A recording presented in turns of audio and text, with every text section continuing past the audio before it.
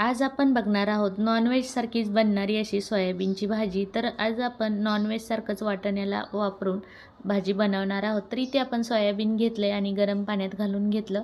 5 मिनटं गरम पाण्यामध्ये ठेवलं. सोयाबीन चांगलं मऊ झालं, पाणी काढून घेतलं. आता यामध्ये घातलं 1 चमचाभर हळद, 1 चमचा काळा मसाला घातला आहे. आता याला लावून घ्यायचं आहे दही.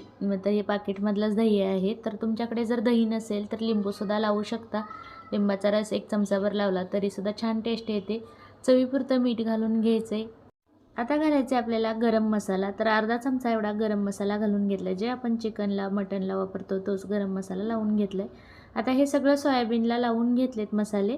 5 ते 10 मिनटं बाजूला ठेवून द्यायचं आहे. आता आपण कांदा, खोबरं, टोमॅटो जे भाजून घेतले ते बारीक करून घ्यायचे. यामध्येच लसूण आणि आलंसुद्धा भाजून घेतलेलं आहे. आता आपल्याला अगोदर खोबरं बारीक करून घ्यायचं आहे, म्हणजे चांगलं बारीक होतं. आणि नंतर कांदा, टोमॅटो बारीक करून घेतलं आहे.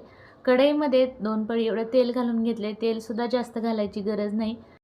कांदा, टोमॅटो, आलं आणि लसूण हे बारीक करून घेतलेलं ते तेलामध्ये घालून घेतलं आहे आणि चांगलं परतून घ्यायचं. आता यावर घालायचं आहे जे खोबरं भाजून घेतलेलं आहे, बारीक करून घेतलं ते घालून घेतलं आहे. खोबरंसुद्धा चांगलं परतून घ्यायचं आणि तेल सुटायला लागलं की लगेच आता जे सोयाबीनला मसाले लावून ठेवले होते ते घालून घ्यायचे आणि ह्या मसाल्यावर हे सोयाबीन चांगलं परतून घ्यायचं. मस्त वास येतो आहे, अगदी नॉनव्हेज बनवतो आहे असाच वास येतो आहे.